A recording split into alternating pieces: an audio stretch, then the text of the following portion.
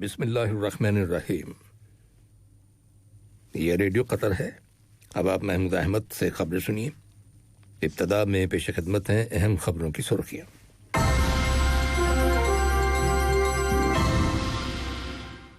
صاحب اسم امیر نے جمہوریہ بیلاروس اور قطر کے درمیان سفارتی تعلقات کو 25 سال مکمل ہو جانے کے موقع پر بیلاروس کے صدر کے ساتھ مبارکباد کے برقی پیغامات کا تبادلہ کیا ہے۔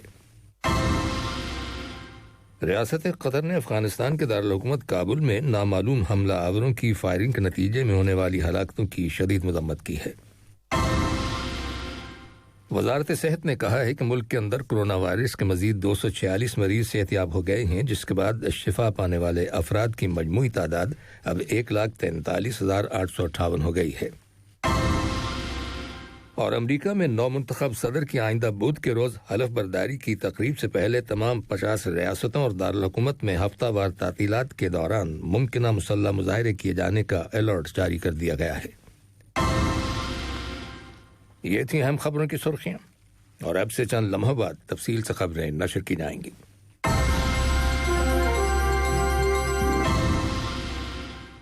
لیجیے اب آپ تفصیل سے خبریں سنیے۔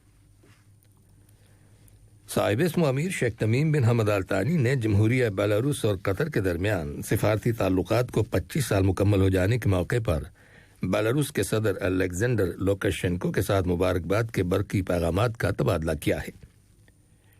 صاحب اسم امیر اور بیلاروس کے صدر نے اپنے پیغامات میں دونوں ممالک کے مستحکم اور دوستانہ تعلقات پر اطمینان کا اظہار کرتے ہوئے کہا ہے کہ وہ مختلف شعبوں میں ان تعلقات کو مزید فروغ دینے کے خواہش مند ہیں تاکہ دونوں ملکوں کے عوام ان سے مستفید ہو سکیں۔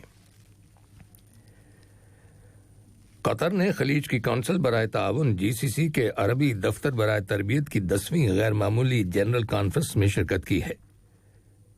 وزیر تعلیم اور اعلیٰ تعلیم ڈاکٹر محمد بن عبد الواحد الحمادی نے ویڈیو کمیونیکیشنز ٹیکنالوجی کے ذریعے منعقد کی گئی اس کانفرنس میں شریک قطری وفد کی قیادت کی، جس میں دیگر باتوں کے علاوہ GCC کے عربی دفتر برائے تربیت کے نئے ڈائریکٹر جنرل کی تقرری کے بارے میں غور کیا گیا۔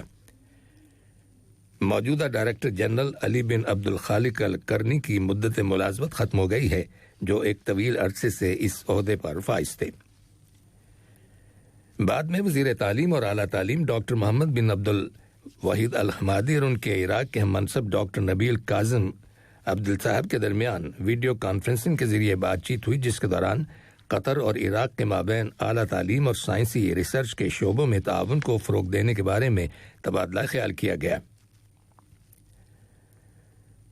ریاست قطر نے افغانستان کے دارالحکومت کابل میں آج صبح نامعلوم حملہ آوروں کی فائرنگ کے نتیجے میں ہونے والی ہلاکتوں کی شدید مذمت کی ہے۔ اس حملے میں سپریم کورٹ کی ایک خاتون جج اور وزارت تعلیم کی ایک خاتون امپلائی کو نشانہ بنایا گیا، جبکہ ایک تیسری خاتون زخمی ہو گئیں۔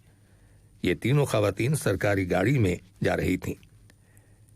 وزارت خارجہ کی جانب سے ایک بیان جاری کیا گیا ہے، جس میں اس مستقل موقف کا اعادہ کیا گیا ہے کہ قطر دہشت گردی اور تشدد کی ہر طرح کی کارروائیوں کو مسترد کرتا ہے، خواہ ان کی وجوہات اور مقاصد کچھ بھی کیوں نہ ہوں۔ وزارت خارجہ کے بیان میں ہلاک ہونے والی خواتین کی فیملیز افغانستان کی حکومت اور عوام کے ساتھ تعزیت اور زخمی خاتون کی جلد صحتیابی کے لیے نیک تمناؤں کا اظہار کیا گیا ہے۔ وزارت صحت نے کہا ہے کہ ملک کے اندر گزشتہ 24 گھنٹوں کے دوران کرونا وائرس کے 188 نئے کیسز رجسٹر کیے گئے ہیں، جن میں سے 149 کا تعلق کمیونٹی سے ہے، جبکہ 39 افراد حال ہی میں بیرون ملک سے دوحہ واپس آئے ہیں۔ ان تمام افراد کو کرنٹین میں رکھا گیا ہے اور انہیں ضروری طبی سہولتیں فراہم کی جا رہی ہیں۔ وزارت صحت نے بتایا ہے کہ کرونا وائرس کے مزید 246 مریض صحتیاب ہو گئے ہیں، جس کے بعد شفا پانے والے افراد کی مجموعی تعداد 1,43,858 ہو گئی ہے۔ اسی دوران میں وزارت داخلہ کی متعلقہ اتھارٹیز نے 150 اشخاص کو حراست میں لینے کے بعد انہیں پبلک پراسیکیوشن کے حوالے کر دیا ہے۔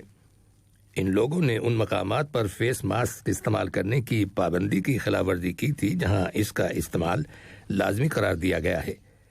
وزارت صحت نے ایک مرتبہ پھر عوام سے کہا ہے کہ وہ اپنی اور دوسروں کی سلامتی کے پیش نظر احتیاطی تدابیر پر عمل کریں۔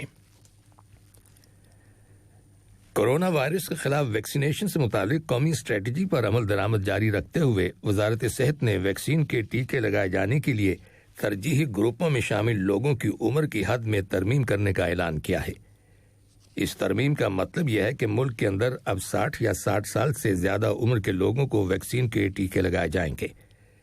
یہ فیصلہ حکومت کے ویکسینیشن پروگرام میں بڑے پیمانے پر توسیع کی جانب ایک مثبت اقدام ہے، جس کی بدولت ان لوگوں کو پرائرٹی حاصل ہو جائے گی جو کورونا وائرس کا شکار ہونے کی صورت میں شدید کمپلیکیشنز میں مبتلا ہو سکتے ہیں۔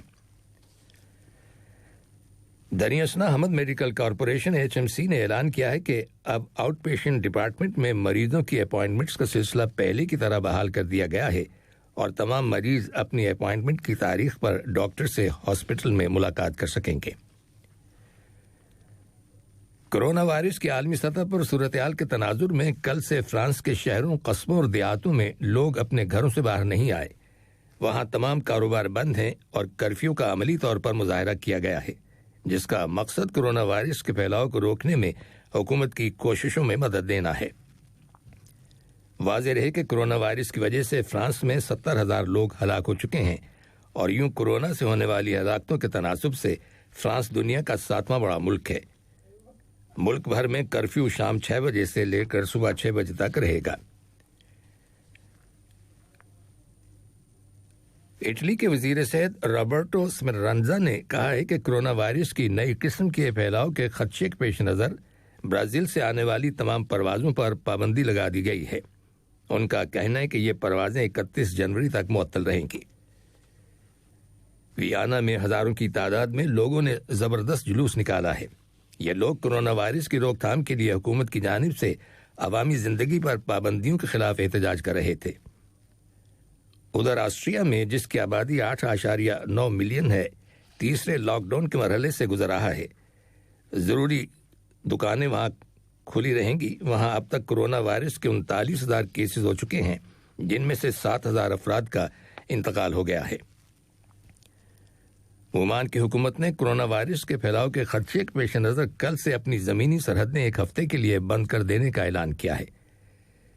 لبنان کی حکومت نے دوا ساز کمپنی فائزر کے ساتھ کورونا وائرس ویکسین کی 2.1 ملین ڈوزز کی خریداری کا معاہدہ طے کر لیا ہے۔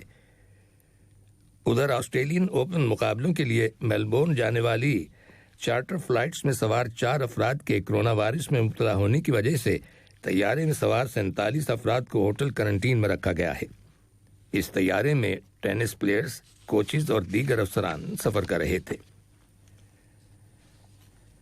یہ خبریں ریڈیو قطر سے نشر کی جا رہی ہیں۔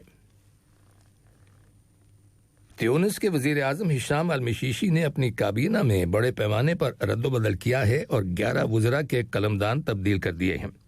ان میں داخلی امور، ماحولیات اور ثقافت کے وزراء کی جگہ نئے وزیروں کی تقرری عمل میں آئی ہے۔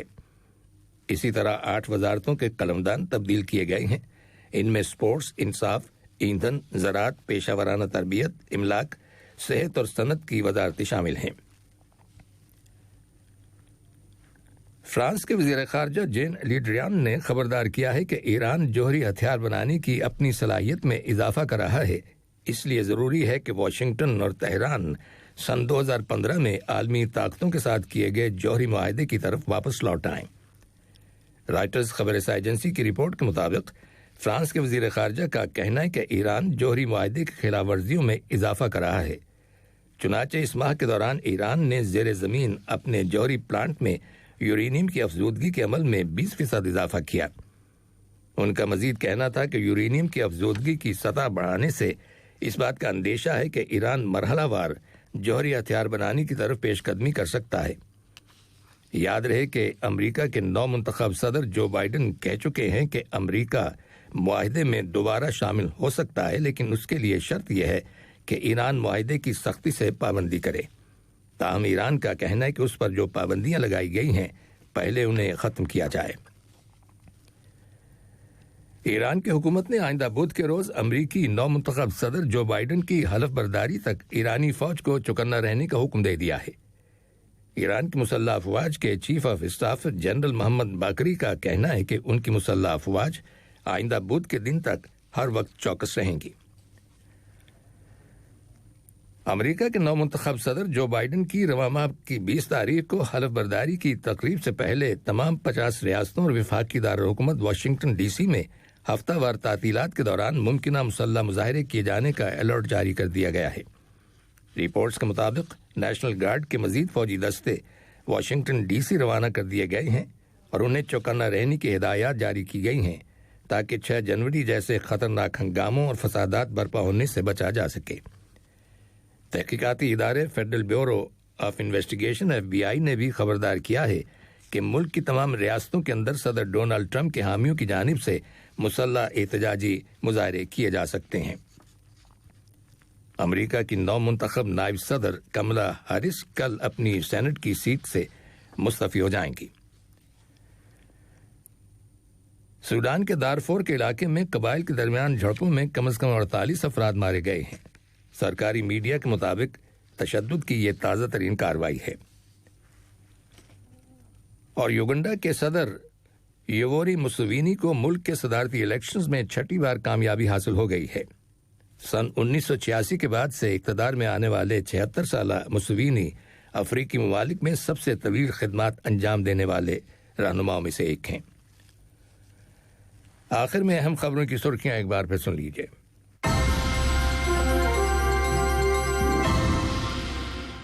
صاحب معابیر نے جمہوریہ بیلاروس اور قطر کے درمیان سفارتی تعلقات کو 25 سال مکمل ہو جانے کے موقع پر بیلاروس کے صدر کے ساتھ مبارکباد کے برقی پیغامات کا تبادلہ کیا ہے۔ ریاست قطر نے افغانستان کے دارالحکومت کابل میں نامعلوم حملہ آوروں کی فائرنگ کے نتیجے میں ہونے والی ہلاکتوں کی شدید مذمت کی ہے۔ وزارت صحت نے کہا ہے کہ ملک کے اندر کرونا وائرس کے مزید 246 مریض صحت یاب ہو گئے ہیں، جس کے بعد شفا پانے والے افراد کی مجموعی تعداد اب 1,43,858 ہو گئی ہے۔ اور امریکہ میں نو منتخب صدر کی آئندہ بدھ کے روز حلف برداری کی تقریب سے پہلے تمام 50 ریاستوں اور دارالحکومت میں ہفتہ وار تعطیلات کے دوران ممکنہ مسلح مظاہرے کیے جانے کا الرٹ جاری کر دیا گیا ہے۔ ریڈیو قطر سے خبریں ختم ہوئیں۔